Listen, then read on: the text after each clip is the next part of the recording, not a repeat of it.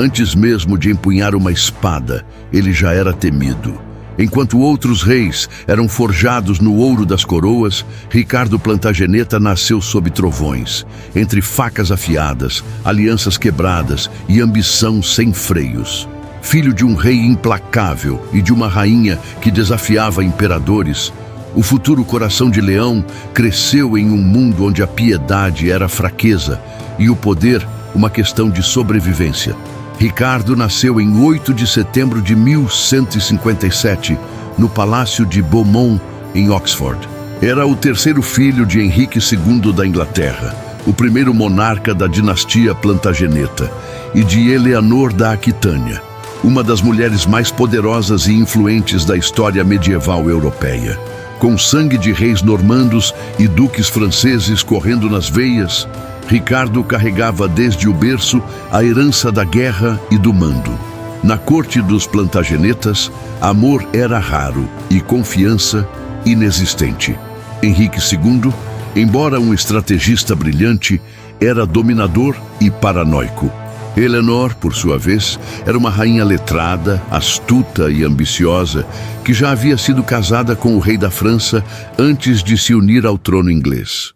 O casamento dos dois era mais uma aliança política do que uma união afetuosa, e o conflito entre eles acabaria moldando a juventude de seus filhos. Desde muito cedo, Ricardo foi educado para governar e para lutar. Com apenas 8 anos, já estudava latim, teologia e literatura, mas eram as histórias de heróis, Aquiles, Alexandre, Roldão, que o fascinavam. Não queria apenas reinar, queria ser lembrado, enquanto seus irmãos mais velhos, Guilherme e Henrique, disputavam favores reais. Ricardo foi enviado a Aquitânia, o vasto e turbulento ducado herdado por sua mãe. Lá, tornou-se o senhor de terras selvagens, onde os castelos eram cercados por inimigos e os nobres viviam como senhores de guerra. Foi nessa terra de traidores e barões rebeldes que o menino virou guerreiro. Com apenas 16 anos, Ricardo enfrentou sua primeira revolta. Barões locais se ergueram contra sua autoridade, e o jovem duque respondeu com ferro. Liderou seus exércitos com ferocidade, sitiou castelos e esmagou a resistência sem piedade. A cada batalha vencida, sua reputação crescia. Não era apenas um príncipe, era um predador, frio, implacável, leal apenas à sua espada. Mas enquanto Ricardo fazia a guerra na Aquitânia, a tempestade crescia na Inglaterra. Henrique II, sempre temeroso de perder o controle do império que construíra, tratava seus próprios filhos como rivais. Sua tentativa de dividir o poder entre eles fracassava ano após ano, alimentando uma guerra civil silenciosa entre irmãos. Eleanor, percebendo o risco, tomou uma decisão ousada. Incitou seus filhos à rebelião contra o próprio pai. Em 1173, o jovem rei Henrique, Ricardo e seu irmão Godofredo se uniram contra Henrique II em uma aliança mortal. Foi a primeira vez que Ricardo se voltou contra a autoridade suprema do reino, mas não seria a última. A revolta fracassou. Henrique II esmagou a rebelião com força brutal. Ricardo, humilhado, foi forçado a se submeter ao pai, enquanto Eleanor foi presa e mantida em cativeiro por quase 15 anos. Mas a semente da guerra havia sido plantada. Ricardo jamais perdoaria a humilhação. Nem esqueceria o poder que sentira ao desafiar um rei. O jovem Plantageneta entendeu uma lição que jamais abandonaria. Os tronos não são herdados, são tomados com sangue. Na escuridão das masmorras inglesas, sua mãe esperava. E nas torres de pedra da Aquitânia, Ricardo afiava sua espada. A tempestade ainda estava apenas começando. Os anos seguintes foram marcados por uma dança tensa entre submissão e desafio. Ricardo fingia obediência ao pai, mas agia como soberano em suas terras. Na Aquitânia, liderava com mão de ferro. Destruía castelos rebeldes, empalava traidores nas praças e sufocava qualquer sinal de insurreição com brutalidade cirúrgica. Aos poucos, tornou-se temido e reverenciado. Aos olhos dos cronistas da época, Ricardo não era um príncipe comum. Era o guerreiro perfeito, forte, belo, corajoso, até o limite da loucura. Os trovadores cantavam suas proezas como se já fosse um herói de lenda. E os inimigos? Muitos fugiam ao ouvir seu nome. Sua espada era o veredicto e sua presença no campo de batalha uma sentença de morte. Mas, enquanto seu prestígio crescia nas campanhas pela Aquitânia, o império dos Plantagenetas ruía por dentro. Henrique II via seu domínio escorrer por entre os dedos. O filho mais velho, Henrique, o jovem rei, morreu prematuramente corroído por doença e frustração. Godofredo, duque da Bretanha, seguiu destino semelhante. Apenas Ricardo e o caçula, João, o sem-terra, restavam para disputar o trono. Henrique II, paranoico, preferia João, mas o mundo e até o próprio clero clamava por Ricardo. Em 1187, o choque final começou. Ricardo se aliou ao arquirrival do pai, o rei Filipe II da França. Foi uma traição aberta, uma afronta direta. Filipe ofereceu apoio militar e político e Ricardo aceitou. Estava decidido a arrancar a coroa pela força. Enquanto a Inglaterra se dividia, o mundo cristão entrou em colapso. Em Jerusalém, o lendário guerreiro muçulmano Salah ad-Din, o Saladino, havia retomado a Cidade Santa. A notícia sacudiu a Europa como um terremoto espiritual. O Papa clamou por uma nova cruzada, a Terceira Cruzada, e todos os grandes reis foram convocados. Para Ricardo, foi mais que um chamado divino, foi uma oportunidade política. Ao se unir à cruzada, colocava-se como campeão da fé e ganhava prestígio incomparável. Ele jurou cruzada diante de toda a corte, fez as pazes com Filipe da França e, com a bênção papal, partiu para conquistar glória eterna. Henrique II, agora velho e doente, tentou impedir, mas era tarde. Em 1189, doente e traído por todos, inclusive por João, seu filho mais querido, o rei, morreu.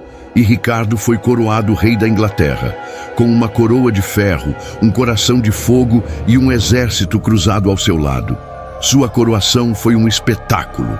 Cavaleiros vindos de todo o continente se ajoelharam diante dele. A multidão o aclamava como o rei guerreiro, o novo Davi. Mas nem mesmo o esplendor do trono apagou as sombras. Na noite da coroação, tumultos eclodiram em Londres. Centenas de judeus foram mortos por fanáticos que viam na cruzada a chance de purgar infiéis. Ricardo ficou furioso, não por misericórdia, mas por desordem. Mandou enforcar os líderes do massacre, estabelecendo de imediato que, sob seu reinado, haveria disciplina ou morte. Poucos meses depois partiu.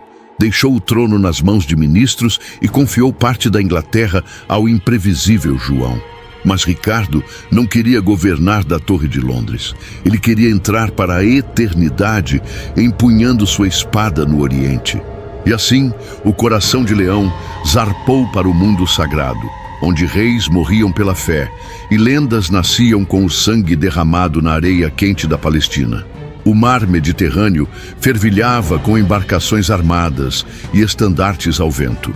A Terceira Cruzada se formava como uma tempestade divina, unindo reis e soldados de terras distantes sob a mesma promessa: reconquistar Jerusalém.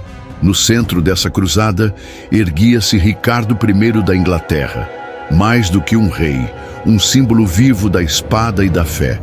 A bordo de seus navios, Ricardo demonstrava por que era chamado de Coração de Leão. Enquanto reis como Filipe II da França tratavam da logística, Ricardo se colocava entre os soldados, treinando, comendo e rezando com eles. Era um rei de aço e presença. Sua armadura resplandecia ao sol como um arauto de destruição.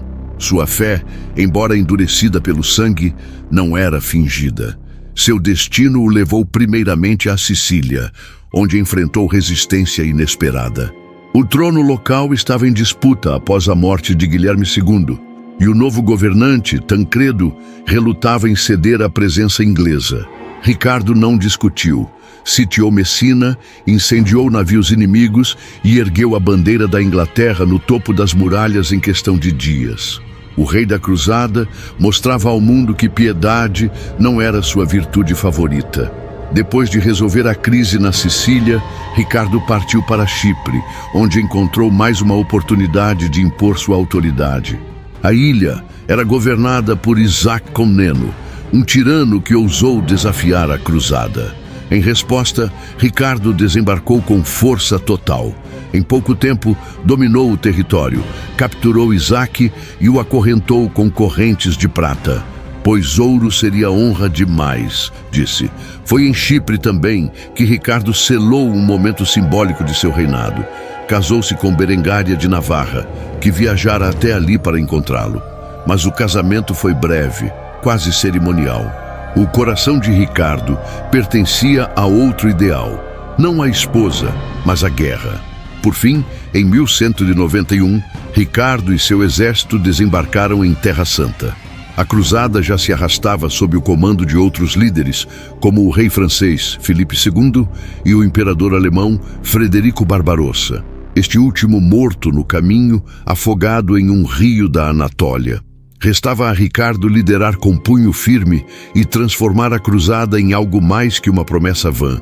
O primeiro grande teste foi o cerco de Acre, uma cidade estratégica dominada pelos muçulmanos. Filipe já havia iniciado o ataque, mas fora ineficaz. Quando Ricardo chegou, reorganizou as linhas, reforçou as catapultas, dividiu suprimentos e impôs disciplina. Durante o cerco, mesmo doente com febres, Ricardo combatia nas muralhas. Arqueiros o viam atirando flechas de sua maca, com o corpo coberto de suor e os olhos em brasa. Sua presença elevava o moral como nenhuma outra força. Em pouco tempo, Acre caiu e os cristãos tomaram a cidade. Mas a vitória não foi pacífica. Os acordos de rendição exigiam a libertação de prisioneiros em troca de resgates e relíquias sagradas. Saladino, estratégico e paciente, retardava a entrega. Ricardo, impaciente e calculista, tomou uma decisão brutal. Mandou executar cerca de 2.700 prisioneiros muçulmanos diante das muralhas, como aviso. Foi um ato que chocou até aliados, mas para Ricardo era necessário. Um rei que hesita diante do inimigo, dizia ele, não merece usar a coroa. O sangue vertido em Acre não era apenas punição, era uma declaração de guerra. A partir daquele momento, o conflito entre Ricardo e Saladino tornou-se o eixo central da cruzada. Dois gigantes, dois estrategistas, dois símbolos opostos da Guerra Santa. Um pela cruz, outro pelo crescente. E em meio às areias do Levante, o rugido do leão começava a ecoar. Com a tomada de Acre, Ricardo firmava seu nome entre os maiores reis guerreiros da cristandade. Mas a cruzada estava longe de terminar. Jerusalém ainda permanecia sob controle muçulmano, protegida por um dos mais formidáveis líderes do mundo islâmico, Salah ad-Din, o lendário Saladino. Enquanto marchava pelo litoral da Palestina, Ricardo liderava um exército heterogêneo, formado por ingleses, franceses, normandos, italianos e mercenários de várias partes da Europa. Unificá-los era tarefa hercúlea. Intrigas políticas corroíam a coesão e as tensões com Filipe II da França aumentavam. Filipe, doente e frustrado com o prestígio de Ricardo, retornou à Europa. E assim, o inglês tornou-se o comandante supremo da cruzada. Ricardo estabeleceu sua base em Jaffa e passou a preparar seu avanço até Jerusalém. Porém, ele sabia que um ataque direto, sem suprimentos e sem segurança nas rotas, seria suicídio. Saladino, por sua vez, utilizava táticas de desgaste. Evitava confrontos diretos, preferindo emboscadas, escaramuças e o domínio psicológico. Ambos os líderes estavam em um duelo constante de inteligência, honra e brutalidade. A grande batalha entre os dois viria nas areias de Arsuf, em 1191. Saladino preparou uma armadilha clássica. Seu exército perseguia e provocava os cruzados durante a marcha costeira, forçando-os a avançar em formação apertada e sob constante tensão. Cavaleiros cristãos queriam revidar, mas Ricardo impunha disciplina com mão de ferro. Sabia que romper a formação significava aniquilação, mas a tensão explodiu. A ordem dos hospitalários, pressionada, finalmente respondeu com um ataque impetuoso. E Ricardo não hesitou. Ordenou um contra-ataque total. Era hora de virar a maré. O que se seguiu foi um dos confrontos mais ferozes da cruzada. Os cristãos avançaram com força total, esmagando os flancos muçulmanos e empurrando o inimigo para o interior. Ricardo, no auge da fúria, liderava pessoalmente as cargas com sua espada flamejante e sua armadura banhada de areia e sangue. A cada golpe, parecia invocar séculos de fé e ira. Saladino, surpreendido pela ferocidade e pela organização dos cruzados, ordenou a retirada. Pela primeira vez, seu exército recuava diante do rugido do leão inglês. A vitória em Arsuf consolidou Ricardo como um dos maiores generais da época. Os cronistas europeus o descreviam como o rei que valia por 1000 homens. Sua habilidade em combate, aliada à liderança tática, o tornava uma força quase mítica. Porém, nem mesmo um rei de lenda estava livre de dilemas. Ricardo marchou até as cercanias de Jerusalém. A cidade sagrada estava ao alcance de sua espada. Mas os relatórios eram alarmantes. Suprimentos escassos, chuvas inesperadas, falta de reforços. O inverno se aproximava e Saladino fortificava a cidade dia e noite. Atacá-la significaria uma vitória que poderia se transformar em derrota. E recuar era um golpe moral quase insuportável para a cristandade. Ricardo hesitou. Mais de uma vez, ele se aproximou dos muros. Mais de uma vez recuou. Seus generais estavam divididos, os peregrinos aflitos e o rei silencioso. Por fim, decidiu não atacar Jerusalém. Uma escolha que muitos consideraram covarde, mas que talvez tenha sido a mais racional de sua campanha. No lugar disso, Ricardo reforçou fortalezas como Ascalon e negociou com Saladino. Os dois inimigos, respeitosos um com o outro, iniciaram trocas diplomáticas. Havia até rumores de que Ricardo propôs casamento entre sua irmã e o irmão de Saladino para selar a paz. Finalmente, em 1192, um acordo foi firmado. Os muçulmanos manteriam Jerusalém, mas permitiriam o acesso pacífico dos peregrinos cristãos à cidade sagrada. Era uma vitória parcial. Uma cruzada sem conquista total, mas com honra. Ricardo, ainda sedento por glória, partiu de volta à Europa. Mas sua jornada de volta seria tudo menos tranquila. E assim, o cruzado mais temido do século deixava a Terra Santa. Não como o conquistador de Jerusalém, mas como o rei que enfrentou Saladino em pé de igualdade e deixou sua marca nas areias da história. O rei que partira como cruzado retornava à Europa com fama, respeito e muitos inimigos à espreita. No caminho de volta para a Inglaterra, Ricardo Coração de Leão enfrentou o que nenhum rei esperava: a traição dos vivos e a ambição dos próprios aliados. O Mediterrâneo estava repleto de espiões e conspiradores. Filipe II da França, seu antigo companheiro de cruzada, agora via Ricardo como um obstáculo. E João Sem Terra, seu irmão mais novo, tramava em segredo pelo trono inglês. Ricardo decidiu cruzar a Europa em anonimato. Disfarçado de cavaleiro comum, percorreu regiões perigosas, evitando portos e cidades que poderiam reconhecer sua face dourada. Mas a sorte não o favoreceu. Em dezembro de 1192, ao tentar atravessar a Áustria, o rei cruzado foi capturado pelos homens de Leopoldo V, duque que guardava mágoas da cruzada, principalmente após Ricardo ter ofendido seu orgulho em Acre. Ricardo foi feito prisioneiro, um rei sem coroa, um leão enjaulado. Leopoldo o manteve como troféu e depois o entregou ao imperador do Sacro Império Romano Germânico, Henrique VI. Em troca, exigiu algo impensável, um resgate de 150.000 marcos de prata, o equivalente a mais de 2 anos de arrecadação do reino inglês. Era um valor tão exorbitante que muitos acreditavam que Ricardo nunca mais veria sua terra natal. A notícia caiu como um raio em Londres. A Inglaterra mergulhou em luto e tensão. Mas algo inesperado aconteceu. O povo, os nobres leais e até mesmo parte do clero se uniram. Igrejas doaram cálices e catedrais derreteram sinos. Camponeses pagaram tributos adicionais. O país inteiro se moveu para resgatar seu rei guerreiro. Enquanto isso, Ricardo permanecia preso em uma fortaleza alemã, sendo tratado como refém, mas nunca como vencido. Os relatos dizem que, mesmo em cativeiro, mantinha sua postura régia, organizava seus dias com disciplina militar e não se deixava humilhar. Chegou a compor canções durante o cárcere, expressando sua saudade, frustração e desprezo pelos traidores. Um desses traidores era João Sem Terra. Aproveitando-se da ausência do irmão, João se autoproclamou regente e iniciou acordos obscuros com Filipe II, prometendo entregar partes do reino francês em troca de apoio político. Mas seus planos não durariam muito. A lealdade a Ricardo era profunda e a pressão aumentava para sua libertação.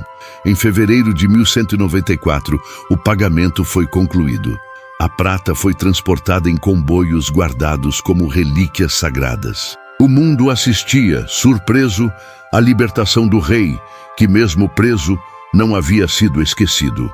Henrique VI, embora relutante, cedeu diante da Montanha de Prata. E assim, após mais de um ano de cativeiro, Ricardo foi libertado. O retorno à Inglaterra foi triunfal. Nas ruas, sinos tocavam, multidões gritavam e faixas com a cruz vermelha decoravam as torres. O leão estava de volta e o julgamento dos traidores também. Sem hesitar, Ricardo confrontou João, mas ao invés de puni-lo severamente, optou por perdoá-lo publicamente. Não por clemência, mas por estratégia. Sabia que punir um irmão real enfraqueceria ainda mais o reino. E a Inglaterra precisava de unidade para enfrentar os desafios externos, principalmente Filipe da França, que ainda tentava tomar territórios na Normandia. Com a coroa de volta à cabeça e a espada mais afiada do que nunca, Ricardo voltaria seus olhos para a guerra. Mas agora, sua cruzada seria no próprio continente. E o rei guerreiro mostraria que, mesmo sem Jerusalém, ainda havia batalhas a vencer e contas a ajustar. A liberdade tinha um preço, e Ricardo o havia pago com o suor e a prata do povo. Mas a humilhação de ter sido feito prisioneiro, um rei tratado como mercadoria, não seria esquecida. Para o coração de leão, cada cicatriz do cativeiro era uma promessa de vingança. Com a Inglaterra novamente sob seu comando, Ricardo se moveu com velocidade. Reconstruiu alianças, reorganizou seus exércitos e garantiu o controle interno com mãos de ferro. João Sem Terra, apesar de perdoado publicamente, foi cuidadosamente vigiado. O rei não confiava mais no próprio sangue e sabia que a França, sob o comando ardiloso de Filipe II, aproveitaria qualquer fraqueza. Ricardo, agora mais endurecido, voltou seus olhos para os territórios do norte da França, especialmente a Normandia e Anjou, regiões que ainda formavam o núcleo do Império Angevino. Filipe desejava essas terras com fervor e iniciava constantes escaramuças em seus limites. O rei inglês respondeu como sabia, com guerra. As campanhas de Ricardo foram brutais, mas meticulosamente calculadas. Um estrategista implacável, ele sabia usar tanto a espada quanto a diplomacia. Mandou reforçar fortalezas, cortar rotas de suprimento francesas e construir novas linhas defensivas. Seu maior feito foi a construção do Castelo Gaillard, uma fortaleza considerada impossível de tomar. Erguido em tempo recorde, o castelo era um símbolo do orgulho de Ricardo e de sua habilidade militar. Localizado em ponto estratégico sobre o rio Sena, a fortaleza protegia a Normandia e desafiava Filipe II abertamente. O próprio Ricardo dizia: mesmo se suas paredes fossem feitas de manteiga, ainda assim resistiriam ao rei da França. Enquanto a fortaleza crescia, Filipe acumulava derrotas. Toda tentativa de infiltrar tropas ou minar o moral inglês falhava. Ricardo combatia como um cruzado, comandando pessoalmente seus homens, cavalgando em escaramuças, inspecionando muralhas, dormindo entre soldados. Mas mesmo um leão se cansa. A vida de campanhas constantes, somada às feridas da cruzada e do cativeiro, começava a cobrar um preço físico. O rei envelhecia em campo de batalha, sem desfrutar de sua corte, sem herdeiros legítimos, sem paz. Era um homem moldado pela guerra e só nela encontrava sentido. Em 1199, durante uma inspeção a um castelo rebelde em Limousin, Ricardo foi atingido por um virote de besta. A ferida parecia pequena, mas a infecção espalhou-se rápido. Mesmo assim, ele se recusou a abandonar o posto. Com febre e dores, continuou a supervisionar o cerco, como se o orgulho fosse mais forte que o corpo. Na sua tenda, enquanto o mundo do lado de fora aguardava ordens, Ricardo soube que seu tempo estava acabando. Mandou chamar sua mãe, Leonor da Aquitânia, a única figura constante em sua vida de guerra. Conversaram por horas. Ela segurou sua mão quando o rei dos cruzados fechou os olhos pela última vez. O homem que enfrentara sarracenos, reis europeus, traições familiares e até o cativeiro do Sacro Império, finalmente descansava. Mas sua morte não apagaria seu nome. Ao contrário, o imortalizaria como o modelo do rei guerreiro. Foi enterrado no coração da Normandia, e seu túmulo tornou-se símbolo de resistência e coragem. Dizem que seus inimigos respiraram aliviados. Filipe II teria dito, ao receber a notícia: agora o leão jaz morto e os raposos podem correr. Mas os ecos de seu rugido continuaram. Ricardo Coração de Leão virou lenda. Inspirou canções, poemas, histórias contadas ao redor de fogueiras e páginas de manuscritos. Até mesmo Robin Hood, figura mítica do povo, foi ligado a ele como símbolo de um tempo onde reis ainda empunhavam espadas por honra.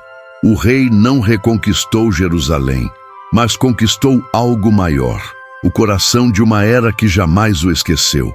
Quando Ricardo Coração de Leão morreu, o trono inglês caiu nas mãos de seu irmão, João sem terra. Para muitos, era como trocar um trovão por um sussurro. Onde Ricardo era aço, João era barro. Onde o rei cruzado liderava na linha de frente, João se escondia atrás de decretos e conselheiros. A Inglaterra, ainda marcada pelo luto, entrou numa espiral de crise. O povo que antes jurava pelo nome de Ricardo, agora murmurava maldições ao novo rei.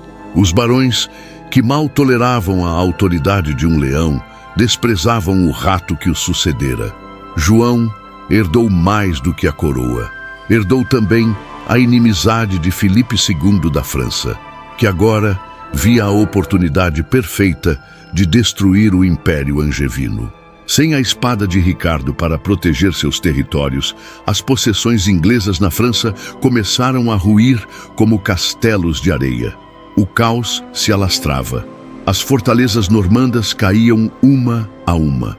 Os senhores da Aquitânia juravam lealdade ao rei francês. E João, incapaz de manter a ordem ou inspirar respeito, recuava enquanto Filipe avançava com astúcia e precisão. A maior perda viria logo. A Normandia, a joia da coroa inglesa no continente, símbolo do legado de Guilherme, o Conquistador. Em 1204, João foi forçado a abandoná-la. Pela primeira vez em séculos, a Inglaterra perdia o coração de sua influência na Europa. Enquanto isso, o povo inglês sofria. Impostos aumentavam para financiar guerras perdidas. Rebeliões isoladas eclodiam no norte. E a nobreza começava a conspirar. O trono, agora ocupado por um homem sem glória, tremia. Mas as chamas não ardiam apenas na política. A lembrança de Ricardo ainda queimava no coração do povo. Estátuas foram erguidas. Baladas eram cantadas por menestréis sobre sua bravura, comparando sua nobreza à covardia do irmão. A Inglaterra havia perdido um rei e ganhado um tirano inseguro. João sentia essa sombra pairar sobre si. Tentou apagar a memória do irmão, reescrever sua história, desfazer suas alianças. Mas era tarde demais. O nome de Ricardo tornara-se símbolo, e símbolo nenhum se destrói com tinta ou decreto. Para piorar, o Papa Inocêncio III excomungou João em 1209, após o rei recusar um candidato à posição de arcebispo de Canterbury. Por anos, a Inglaterra viveu sob o peso da maldição papal. Missas proibidas, sinos silenciados, casamentos e enterros negados. O céu parecia ter virado o rosto à Ilha dos Reis, e quando tudo parecia ruir, os barões tomaram a dianteira. Cansados da tirania de João, conspiraram abertamente. Exigiram reformas, limitaram o poder da coroa e, em 1215, obrigaram-no a assinar o mais importante documento da história inglesa, a Magna Carta. Nascia ali a semente do constitucionalismo moderno, ironicamente regada pelo sangue e pela incompetência de um rei que jamais soube reinar. O Reino Queimado não era mais apenas um lugar em crise, era um símbolo da transição de eras, de reis guerreiros para reis políticos, de espadas para pergaminhos, de Ricardo para João. Mas a memória do coração de leão permanecia. Os que ainda o lembravam sabiam o que fora perdido. A Inglaterra aprenderia com o tempo que nem toda coroa pesa igualmente, e que alguns tronos, uma vez queimados, jamais voltam a brilhar. O reinado de João sem terra, marcado pela perda e pela decadência, tornou-se o reflexo oposto do brilho guerreiro de Ricardo. Enquanto o coração de leão foi lembrado pelos estandartes erguidos em batalha, João seria eternamente lembrado por sua assinatura trêmula na Magna Carta, não por honra, mas por submissão. Mas mesmo após sua imposição, o rei tentou ignorar os termos, rasgou promessas, ignorou cláusulas e voltou a agir como soberano absoluto. A resposta veio rápida e feroz. Uma guerra civil estourou, conhecida como a Primeira Guerra dos Barões. Barões revoltados buscaram apoio no exterior. Um herdeiro francês, Luís, o filho do rei Filipe II, foi convidado a tomar o trono da Inglaterra. Era o auge da humilhação. Nobres ingleses preferindo um francês como rei a manter João no poder. Luís desembarcou em 1216 com um exército, aclamado por muitos como o novo rei, embora jamais coroado. João fugiu, queimando cidades e castelos em sua retirada. Como um animal acuado, destruía o que não podia dominar. Mas não havia mais tronos a esconder sua covardia. Em outubro daquele mesmo ano, João morreu, supostamente de disenteria. Outros dizem envenenado ou até amaldiçoado. Seja como for, morreu como viveu, cercado por inimigos, desacreditado até por seus aliados mais próximos, odiado por seu povo. No entanto, com sua morte, algo inesperado aconteceu. Os barões ingleses, diante da ameaça real de domínio francês, uniram-se em torno de Henrique III, filho de João, ainda uma criança. Sob regência de nobres mais sábios, a Inglaterra se reergueu. Luís foi expulso. A coroa foi salva, e a chama de Ricardo voltou a brilhar nos sussurros populares. Durante décadas, Ricardo seria citado não apenas como símbolo de bravura, mas como lembrança do que um rei verdadeiro representava. Sua imagem foi usada para justificar guerras, reforçar a autoridade real e inspirar gerações futuras. Era o rei cruzado, o mártir da Terra Santa, o leão entre homens. As ruínas do Reino Queimado passaram a ser reerguidas com memórias do passado glorioso. Os menestréis que antes cantavam sobre cruzadas, agora compunham canções nostálgicas sobre o tempo em que um rei conduzia sua espada, não sua caneta. O legado do coração de leão tornava-se, mais do que nunca, uma régua. Uma medida para julgar todos os que viriam depois dele. Nenhum rei da Inglaterra escaparia da comparação. Nenhum governo deixaria de ser examinado à luz de sua coragem. Mesmo as cruzadas futuras, como a do rei Eduardo I, seriam inspiradas pelas lendas deixadas por Ricardo. A Inglaterra via nele um ideal, ainda que impossível de igualar. O trono poderia se manter, mas jamais voltaria a ter o mesmo brilho. porque com Ricardo a Inglaterra viu o auge da glória militar. Com João, provou o gosto amargo da vergonha. O intervalo entre os dois reis não era apenas uma mudança de nomes, era o retrato de duas formas opostas de reinar. E assim, o reino queimado virou lição. Na cinza das derrotas de João, cresceu a chama da justiça. A Magna Carta, que nasceu da tirania, floresceu como símbolo da limitação do poder real. E o nome de Ricardo, mesmo ausente, pairava como um fantasma nobre, lembrando a todos que reinar exige mais que uma coroa, exige honra. No fim, o que ardeu não foi apenas um trono ou um reino. O que queimou foi a ilusão de que a coroa pode tudo. E o que sobreviveu foi a memória de um leão. Jerusalém havia caído. Não era apenas uma cidade, era o símbolo da fé, o coração espiritual do cristianismo medieval.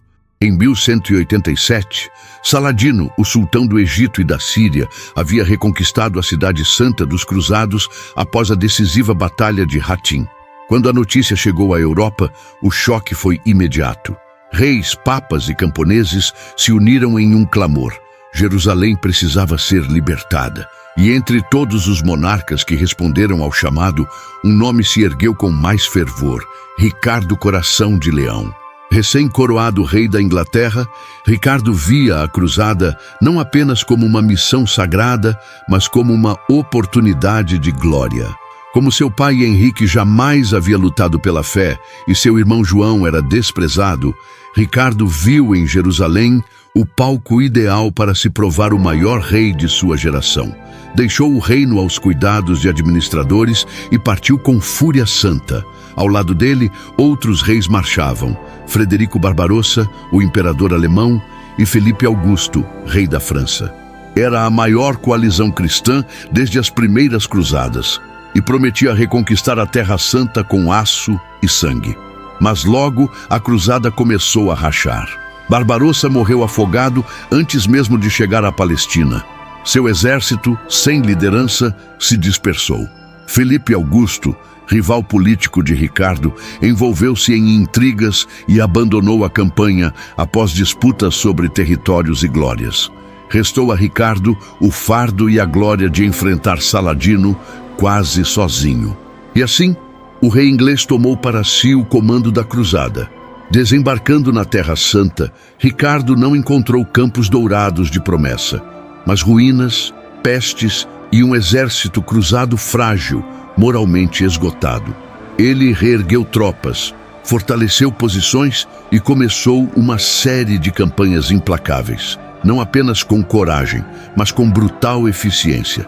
Em Acre, uma das fortalezas mais importantes do Oriente, Ricardo mostrou ao mundo quem era. Após semanas de cerco e resistência muçulmana, a cidade se rendeu. Mas os termos de rendição foram violados e Saladino demorou para cumprir a entrega dos reféns cristãos. Impaciente, Ricardo tomou uma decisão que mancharia sua reputação para sempre. Mandou executar mais de 2.700 prisioneiros muçulmanos às portas da cidade diante dos olhos do inimigo. O massacre foi brutal, mas serviu de mensagem. Ricardo não negociava com promessas. Com ele, ou se cumpria a palavra, ou se pagava em sangue. Saladino, embora chocado, reconheceu a audácia do inglês. Dois gigantes se observavam em lados opostos do deserto. De um lado, o sultão generoso e astuto, do outro, o rei feroz e inflexível. Era o duelo das eras. A fama de Ricardo crescia a cada vitória. Nas batalhas subsequentes, como Arsuf, ele demonstrou um domínio tático que surpreendeu até os generais veteranos do Oriente. Com menos cavaleiros, conseguiu repelir emboscadas, manter formação sob ataque e vencer em campo aberto. Os relatos diziam que ele lutava na linha de frente, espada em punho, seu manto branco manchado de vermelho. Mas por trás da glória, crescia o peso. O exército cruzado estava exausto. Doenças consumiam os soldados e o clima árido castigava sem piedade. Mesmo com vitórias militares, Ricardo via Jerusalém cada vez mais distante. A cidade estava próxima, mas inacessível. Cercá-la exigiria recursos que ele não possuía. Conquistá-la exigiria um milagre. Enquanto lutava no Oriente, do outro lado do mundo, João Sem Terra tramava pelo trono inglês. Mensagens interceptadas revelavam traições, usurpações e o risco de perder tudo pelo que havia lutado na Inglaterra. Ricardo começava a perceber que o maior preço da cruzada talvez fosse seu próprio reino. Com Jerusalém à vista, Ricardo Coração de Leão enfrentava o dilema que atormentou todos os cruzados: avançar em glória ou recuar com sabedoria. Mesmo após vitórias como Acre e Arsuf, os obstáculos que separavam o rei da Cidade Santa pareciam intransponíveis. As colinas em torno de Jerusalém estavam bem defendidas, os suprimentos rareavam, e o exército, esgotado por doenças, sede e saudades de casa, começava a vacilar. Mas mais do que a distância física, era a pressão política que minava Ricardo. Boatos chegavam da Inglaterra. Seu irmão, João Sem Terra, aproveitava a ausência do rei para expandir sua influência e contestar o trono. Ricardo, mesmo tão distante, via-se cercado de fantasmas, traições no Ocidente, resistência no Oriente. E Saladino, do outro lado da guerra, não era um inimigo qualquer. Ao contrário dos estereótipos impostos pelo fervor religioso europeu, o sultão muçulmano era respeitado por sua honra, inteligência e habilidade política. Ele evitava confrontos diretos desnecessários, preferindo negociar, cercar e desgastar. A cada passo de Ricardo, Saladino respondia com sabedoria, queimando plantações, cortando rotas de suprimento, desgastando o moral inimigo. Os dois líderes, embora rivais, começaram a se respeitar mutuamente. Trocaram presentes, cartas e até médicos. Disse que em um episódio, Saladino teria enviado cavalos frescos a Ricardo, ao saber que o rei inglês estava doente e sem montaria. Era guerra, sim, mas também era um duelo de honra entre duas lendas. Mesmo assim, Ricardo seguiu marchando. Avançou até Beit Nuba, a menos de 20 quilômetros de Jerusalém. Dali podia-se ver as torres da cidade ao longe, mas o rei hesitou. Invadir significava arriscar a destruição total do exército cristão em uma batalha mal preparada. Esperar significava ceder o tempo ao inimigo. E recuar era inaceitável para alguém que carregava a cruz no peito e a espada em chamas. Ricardo convocou seus comandantes. Houve intensos debates. Muitos choravam ao ver Jerusalém tão próxima. Mas a conclusão foi amarga. Não havia condições reais de retomá-la. Era melhor consolidar o território, negociar e preservar o que já fora conquistado com tanto sacrifício. No campo da diplomacia, Ricardo surpreendeu novamente. Propôs um casamento político entre sua irmã, Joana da Sicília, e o irmão de Saladino. A ideia era audaciosa: unir cristãos e muçulmanos por aliança familiar, criando um novo reino neutro em Jerusalém, governado em paz. Mas Saladino, embora respeitoso, recusou. Ainda assim, as negociações avançaram. Em 1192, Ricardo e Saladino selaram uma trégua que entraria para a história. Por ela, Jerusalém permaneceria sob controle muçulmano, mas os cristãos teriam direito livre de peregrinação à Cidade Santa. Além disso, as fortalezas costeiras conquistadas por Ricardo seriam mantidas sob domínio cruzado. Era o fim da cruzada, sem a glória de Jerusalém, mas com um novo equilíbrio entre fé e razão. Ricardo preparou seu retorno, mas o caminho de volta não seria fácil. Capturado na Áustria durante sua viagem, foi mantido preso por quase 2 anos, enquanto João Sem Terra tentava usurpar o trono. O preço de seu resgate foi altíssimo, literalmente em ouro e politicamente em humilhação. Mas o rei retornou. Seu corpo estava marcado pela guerra, mas seu nome havia se tornado eterno. Na Terra Santa, Saladino morreria pouco depois, esgotado pela própria luta. Em sua tenda, deixou apenas moedas de prata e um caixão vazio. O guerreiro que venceu reis não acumulou riquezas. E no Ocidente, Ricardo morreria anos depois por uma flecha em um cerco local, longe das cruzadas, mas ainda vestindo a armadura da lenda. A Terceira Cruzada não devolveu Jerusalém aos cristãos, mas imortalizou 2 homens, inimigos que se respeitavam, gigantes que marcaram uma era. E Ricardo, o rei cruzado, viveu e morreu não como mero monarca, mas como símbolo de coragem, glória e obstinação sem igual. A glória conquistada nas areias da Terra Santa mal havia esfriado, quando Ricardo Coração de Leão embarcou em sua jornada de volta à Inglaterra. Mas o destino não permitiria que o rei cruzado retornasse ao seu trono sem antes enfrentar a provação mais inesperada de sua vida: o cativeiro.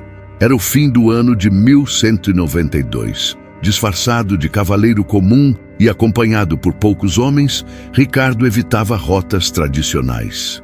Sabia que, após a cruzada, havia feito inimigos poderosos, principalmente entre os aliados de seu arquirrival, o Duque Leopoldo da Áustria, a quem havia insultado abertamente após a tomada de Acre, derrubando seu estandarte dos muros da cidade conquistada. Ao tentar cruzar o território austríaco disfarçado, Ricardo foi reconhecido, segundo relatos, por causa de seu anel de sinete real ou por seu físico imponente, e imediatamente preso por ordem de Leopoldo. O rei da Inglaterra, herói das cruzadas, caiu nas mãos de um homem que considerava indigno de qualquer honra. A notícia correu como fogo em palha seca. A Europa estremeceu com a captura. Um monarca legítimo, capturado e encarcerado por outro nobre cristão, violando todas as tradições medievais de honra entre reis. Pior ainda, Leopoldo entregou Ricardo ao imperador do Sacro Império Romano-Germânico, Henrique VI, que o manteve prisioneiro em troca de um resgate descomunal. Na Inglaterra, o trono ficou vulnerável. João Sem Terra, irmão mais novo de Ricardo, aproveitou a ausência para tecer conspirações. Junto com o rei da França, Felipe II, tentou tomar o poder. Espalharam boatos de que Ricardo jamais voltaria. Prometeram alívios de impostos aos nobres e manobraram para controlar as rotas comerciais inglesas. A instabilidade se instaurava, mas mesmo cativo, Ricardo não era uma figura comum. Enviado para a fortaleza de Trifels, entre florestas e montanhas, o Rei Leão passou meses em celas úmidas e sombrias. Interrogado, ameaçado e isolado, jamais perdeu sua postura. Os relatos dizem que, mesmo sem coroa, exalava autoridade. Guardas o respeitavam, monges o temiam. Sua presença enchia os corredores de pedra com a imponência de quem nascera para liderar. A rainha-mãe, Leonor da Aquitânia, iniciou uma campanha intensa para resgatá-lo. Já velha, mas indomável, percorreu seus domínios, convocou conselhos e exigiu tributos. Para pagar o preço exigido por Henrique VI, 150 mil marcos de prata, equivalente a quase 3 anos de receita do reino, o povo inglês foi taxado como nunca antes. Igrejas venderam relíquias, condados hipotecaram terras e até os camponeses contribuíram, convencidos de que seu rei cruzado não merecia apodrecer em masmorras germânicas. Enquanto isso, histórias começavam a circular. Dizia-se que Ricardo era testado pelo próprio Deus, que sobrevivera a venenos, que mantinha diálogos com anjos em seus sonhos. Baladas e canções populares começaram a exaltar o rei ausente, transformando sua prisão em uma epopeia quase divina. E em meio à conspiração, traição e esperança, surgia uma dúvida amarga. Ricardo retornaria? E se retornasse, ainda haveria um trono para ele. Enquanto o cativeiro de Ricardo se estendia, o mundo parecia girar sem ele, mas jamais o esquecia. Reis negociavam, conspiravam e tentavam definir o futuro da Europa, mas o eco de seu nome ainda soava como um trovão à distância. A Inglaterra vivia entre a angústia e o fervor. Campanhas públicas mobilizavam cidades inteiras. Nas tavernas, bardos cantavam feitos antigos do rei guerreiro. Nos mosteiros, monges escreviam crônicas que o tratavam como um enviado de Deus, injustamente punido pela inveja e pela traição. Enquanto isso, em Trifels, Ricardo mantinha uma dignidade quase impossível. Não havia súplica, não havia desespero. Seus carcereiros relataram que o rei prisioneiro dormia com a cabeça erguida, recitava salmos de memória e mantinha treinos com a espada imaginária, como se preparasse para a guerra mesmo atrás das grades. Ele escrevia cartas, ditava ordens e, sobretudo, observava. Estudava o comportamento dos homens à sua volta. Ele não era apenas um prisioneiro, era um comandante em repouso forçado.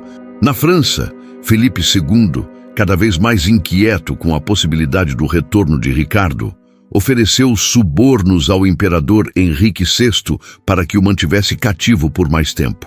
Até mesmo sugeriu assassiná-lo discretamente. Mas Henrique, ganancioso e desejoso de manter sua posição como árbitro da Europa, resistiu. O resgate estava quase reunido, e então o momento chegou. Em 1194, após quase 2 anos de prisão, o resgate colossal foi pago. Com carros carregados de prata, escoltados por homens juramentados, o valor percorreu terras hostis e montanhosas até chegar ao imperador. Henrique VI, satisfeito, libertou Ricardo sob promessa de paz, mas já era tarde para conter a fúria do leão. Ricardo voltou à Inglaterra como um raio em meio à tempestade. João sem terra, ao saber do retorno, tentou recuar, escrever cartas de desculpas e declarar fidelidade ao irmão. Mas o rei não era um homem de palavras, era de aço e decisão. Tomou Londres novamente, restaurou a ordem com mão firme. Não punira João imediatamente, o deixou sangrar lentamente como um aviso eterno de que nenhuma traição seria esquecida. Mas o tempo no trono foi curto. Poucos meses após reassumir o controle da Inglaterra, Ricardo partiu novamente, agora para a Aquitânia, onde conflitos com nobres franceses exigiam sua espada. Seu espírito cruzado, inquieto, não lhe permitia descanso. Ainda assim, seu retorno e libertação selaram sua imagem como uma lenda viva. O rei que venceu Saladino sobreviveu a cativeiro e resistiu à traição dos próprios irmãos. O homem que, mesmo ausente, jamais deixou de inspirar lealdade, que uniu um povo em torno de sua figura. A prata que o libertou custou caro, mas a memória que ele deixou foi um tesouro muito maior.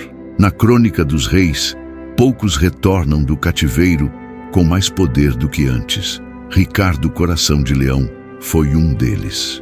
E nas sombras de Trifels, onde o vento ainda assovia entre as muralhas frias, dizem que a alma do leão deixou marcas no tempo, como se aquele que rugiu contra o mundo jamais tivesse sido domado. O rei estava livre, mas jamais em paz. Ricardo I, agora novamente no trono da Inglaterra, era aclamado por um povo que via nele a encarnação do ideal cavaleiresco. Corajoso, leal e implacável. Mas o coração do leão não pertencia à corte ou aos banquetes. Pertencia ao campo de batalha. A paz com a França era frágil. Felipe II, amargurado com o retorno do rival, movia peças nas sombras para corroer os domínios de Ricardo na Aquitânia e Normandia. Era uma guerra de intrigas, diplomacia e escaramuças. Mas para Ricardo era a continuação de sua cruzada pessoal. Ele partiu imediatamente para o continente, deixando a Inglaterra sob a administração de homens de confiança. Não havia tempo a perder. A França se aproximava como um lobo, e as fortalezas da Aquitânia precisavam de um rei, não de um regente. Ricardo cavalgou como se o tempo lhe fosse inimigo. De castelo em castelo, reconstruiu alianças, reforçou muralhas e puniu traições. Mas não bastava defender. Ele queria atacar, queria mostrar a Felipe que o leão não voltara para rugir, mas para devorar. Foi nesse contexto que surgiu o nome Chalus, uma fortaleza menor, mas estrategicamente importante no coração do Limousin. Um senhor local, Visconde Aimar, havia se rebelado contra o domínio de Ricardo e se aliado secretamente aos interesses franceses. Pior, rumores davam conta de que ele guardava um tesouro escondido, oriundo de pilhagens e tributos desviados. Para Ricardo, aquilo era imperdoável. Com um pequeno exército, avançou sobre Chalus. O cerco começou rápido e sem misericórdia. Não era uma cruzada sagrada, era pessoal. Ricardo comandava as operações diretamente, como fizera tantas vezes no Oriente. Observava as torres, estudava os arqueiros, inspecionava as máquinas de cerco com a precisão de um engenheiro e a fúria de um vingador. Na noite anterior ao ataque final, montado diante das muralhas, Ricardo parecia invencível. Os soldados o observavam com admiração e temor. Ainda vestia sua cota de malha dourada, ainda empunhava a espada como quem segura um cetro. Não parecia um rei em guerra, parecia a guerra em forma de rei. Mas foi justamente nesse momento, quando tudo parecia sob controle, que o destino golpeou. De uma torre lateral, um arqueiro anônimo, talvez um camponês, talvez um veterano, mirou cuidadosamente. A flecha voou e cravou-se no ombro de Ricardo, entre as placas de sua armadura. Não foi um golpe fatal, mas foi o início do fim. Levantando-se com dificuldade, Ricardo retirou a flecha com as próprias mãos. Sorriu. Disse que não era nada. Continuou dando ordens. Os soldados acreditaram, porque queriam acreditar. O leão jamais tombaria por uma simples flecha. A fortaleza caiu, os rebeldes foram punidos e o arqueiro foi capturado. Mas dentro da tenda real, longe dos olhos do mundo, a verdade era amarga. A ferida infeccionou. Febre, delírios, dores intensas. Ricardo sabia. O fim se aproximava, e não seria numa cruzada contra infiéis, nem contra um exército poderoso. Seria ali, em um cerco secundário, por uma flecha disparada por um inimigo sem nome. Mas ele não se lamentou. Apenas ordenou que trouxessem o arqueiro até ele. A última cruzada do leão estava apenas começando, dentro de sua alma. Diante do leito de morte do rei mais temido da cristandade, o jovem arqueiro foi arrastado com correntes e joelhos tremendo. Era apenas um rapaz, quase um garoto, com o rosto sujo e olhos fixos no chão. Os soldados o queriam morto. A corte exigia tortura, mas Ricardo pediu silêncio. Mandou que todos saíssem da tenda, exceto um confessor. E então olhou para o rapaz e falou com a voz rouca da febre. "Foste tu?" O jovem assentiu, os lábios mal conseguindo formar uma palavra. Esperava o pior, esperava o rugido final do leão. Mas o rei sorriu, um sorriso sem rancor, sem ira. Um sorriso que vinha não da misericórdia, mas da compreensão. "Vai, estás livre", ordenou que o soltassem. Disse que aquele ato seria seu último gesto, não de fraqueza, mas de soberania. Que todos soubessem, o leão de Judá morria como um rei, perdoando o inimigo que o ferira, pois a morte, para ele, não era derrota, era apenas passagem. Ricardo não viveu para ver os efeitos daquele gesto. Poucos dias depois, sucumbiu à infecção. Seu corpo foi enterrado em diferentes locais, o coração em Rouen, as vísceras em Chalus e o corpo em Fontevraud, ao lado de seu pai, Henrique II, e de sua mãe, Leonor da Aquitânia.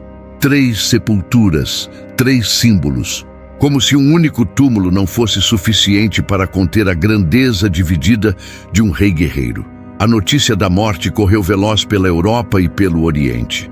Em Jerusalém, os templários fizeram orações silenciosas. Em Roma, o Papa suspirou, aliviado e entristecido. Na França, Felipe Augusto disse com falsa humildade: "Agora a Inglaterra é minha", mas ele estava enganado. Ricardo havia morrido, mas seu nome não. Sua lenda cresceu como uma onda furiosa. No imaginário do povo, ele era mais que um rei. Era o cruzado perfeito, o guerreiro que jamais se curvou, o defensor da fé, da honra, da espada.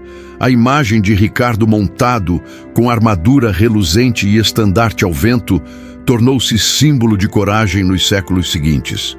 Mesmo séculos depois, poetas e cronistas ainda o chamariam de Coração de Leão. Sua figura seria imortalizada em tapeçarias, estátuas e canções. Ele virou personagem em romances medievais, presença simbólica em histórias de Robin Hood, inspiração para monarcas e revolucionários. Mas talvez seu maior legado não estivesse nas vitórias ou conquistas, e sim na forma como escolheu morrer. Não com gritos ou vingança, mas com uma lição de poder e humanidade. Ele sabia que sua última cruzada não era por Jerusalém, era por memória. O jovem arqueiro, dizem que foi morto dias depois pelos soldados contra a vontade do rei. Outros dizem que desapareceu na noite, carregando nos olhos o peso de ter abatido um rei, e nas costas a bênção do mesmo. Um fantasma vivo de uma história que se recusava a acabar. O mundo que Ricardo deixou era turbulento, dividido, cheio de traições. Mas também era um mundo onde um homem, com coragem, convicção e espada, poderia se erguer acima dos reis comuns e se tornar lenda. Assim morreu Ricardo I da Inglaterra. Assim nasceu o Coração de Leão. Um homem que viveu pela cruz e morreu como rei. Quando a poeira da história começa a baixar, poucos nomes resistem às marés do esquecimento. Mas o de Ricardo Coração de Leão ecoou além da sepultura. Mesmo morto, sua presença pairava sobre a Europa como a sombra de um guerreiro imortal. Para muitos reis, ele se tornou o padrão inalcançável de bravura e honra. Para os soldados, uma inspiração. Para o povo, um mito. As histórias começaram a se multiplicar logo após sua morte. Algumas verdadeiras, outras forjadas pelo desejo coletivo de manter acesa a chama de sua lenda. Cronistas relatavam que Ricardo nunca havia recuado em combate, que enfrentara gigantes, que certa vez matara 2 cavaleiros com um único golpe, que, nos campos da Terra Santa, até os infiéis murmuravam seu nome com respeito: Malik Rique, o rei invencível. As canções dos trovadores o transformaram em herói quase divino.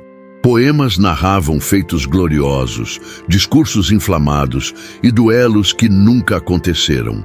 E mesmo assim, cada verso parecia fazer sentido, como se a própria verdade tivesse sido moldada para se curvar à grandeza do leão. Na Inglaterra, sua ausência prolongada das terras que governava não o diminuiu, pelo contrário, o engrandeceu. Seus súditos o viam não como um rei ausente, mas como um paladino em missão sagrada. E mesmo com altos tributos e guerras constantes, o povo o reverenciava. Ricardo, ao contrário de outros reis, não governava com leis, mas com a aura de um líder maior que a própria coroa. Enquanto isso, no continente, os reis rivais nunca esqueceram a humilhação de ter enfrentado alguém que preferia morrer de pé a viver de joelhos. Filipe Augusto, rei da França, viveu assombrado por sua memória. Em cada conselho, em cada estratégia, o nome de Ricardo era lembrado como a ameaça suprema, mesmo após sua morte. Mas nem tudo era glória. Com a morte de Ricardo, a Inglaterra mergulhou em incertezas. Seu irmão João, apelidado de Sem Terra, assumiu o trono. Fraco, desleal e ganancioso, João traiu aliados, perdeu territórios e entrou em confronto direto com a nobreza. Comparado ao irmão, parecia uma sombra apagada. O povo sentia falta do leão. E começou a surgir um sentimento coletivo de que nenhum outro rei jamais estaria à altura. Foi nesse vácuo que surgiram histórias como a de Robin Hood, o fora da lei que lutava contra a tirania em nome do rei justo e ausente. Em muitas versões, Robin aguardava o retorno de Ricardo, como se a presença do rei pudesse restaurar a ordem com um só rugido. Mesmo nas florestas da ficção, o Coração de Leão ainda era o símbolo máximo da esperança. Nos séculos seguintes, sua imagem foi usada por impérios, artistas e políticos. Na era vitoriana, foi exaltado como arquétipo do Império Britânico. Em tempos de guerra, seus brasões e frases foram resgatados como emblemas de coragem. E na modernidade, filmes, séries e livros voltaram a contar sua história, nem sempre com precisão, mas sempre com reverência, porque lendas não morrem com os corpos, elas respiram pelas bocas dos que contam. E Ricardo, com sua espada em punho, tornou-se mais que rei. Ele se tornou eterno. O corpo de Ricardo repousava em Fontevraud, na Abadia Real, junto de seu pai, Henrique II, e sua mãe, Leonor da Aquitânia. Mas mesmo ali, em mármore e silêncio, sua lenda continuava viva. Muitos acreditavam que o coração do rei, literalmente, havia sido sepultado à parte em Rouen, para simbolizar o amor eterno pela Normandia. Um coração dividido entre as terras que governou e os campos de batalha onde verdadeiramente viveu. Na Terra Santa, os relatos de seus feitos ecoavam como escrituras paralelas. Cavaleiros templários, hospitalários e até mesmo muçulmanos perpetuaram histórias sobre o Leão dos Francos, o rei que lutava não apenas com armas, mas com honra. Era visto como um inimigo digno, um guerreiro que preferia enfrentar 1000 homens a trair sua palavra. Até Saladino, seu maior rival, teria dito: se todos os reis fossem como Ricardo, o mundo conheceria mais honra que guerra. Nos salões das cortes europeias, o nome de Ricardo se tornou sinônimo de bravura. Reis o citavam para inspirar suas tropas. Filósofos o mencionavam como exemplo de virtude bélica. E até a Igreja, apesar de suas desavenças com os reis cruzados, reconheceu nele um espírito divinamente inflamado, destinado a empunhar a espada em nome da fé cristã. Mas nem todos os ecos eram gloriosos. O sangue derramado nas cruzadas, as execuções de prisioneiros muçulmanos em massa e as alianças forjadas com promessas vazias também faziam parte de seu legado. Ricardo não era apenas luz, era fogo, e onde o fogo passava, a destruição era inevitável. Alguns cronistas mais neutros questionaram se, por trás do brilho da lenda, não havia um homem consumido pela sede de glória, incapaz de viver em paz. Seja qual for a verdade, o que sobreviveu ao tempo não foi um julgamento, mas uma lembrança.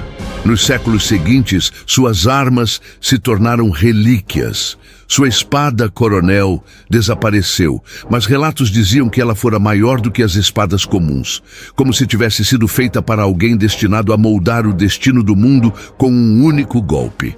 Suas armaduras, seus escudos, seus retratos, tudo foi preservado, copiado e imortalizado. Na literatura, Ricardo virou personagem. Em peças de teatro, era o rei que surgia no momento mais sombrio para virar o jogo. Nos romances históricos, era o herói que todos desejavam ver triunfar. E no cinema moderno, sua imagem foi esculpida mais uma vez, majestosa, valente, feroz. Mas o que torna Ricardo Coração de Leão inesquecível não é apenas a força com que lutou, e sim a maneira como desafiou o tempo. A cada nova geração, seu nome renasce. A cada nova crise, alguém cita sua coragem. E a cada novo tirano, alguém sonha com um rei que retorne das cruzadas para restaurar a justiça com espada em punho. Porque enquanto houver injustiça, medo e opressão, haverá quem evoque o nome do leão. E talvez esse seja o maior poder de uma lenda. Não se trata de vencer todas as batalhas, mas de se tornar o símbolo eterno da luta. Ricardo I da Inglaterra, o Coração de Leão, não foi apenas um cruzado.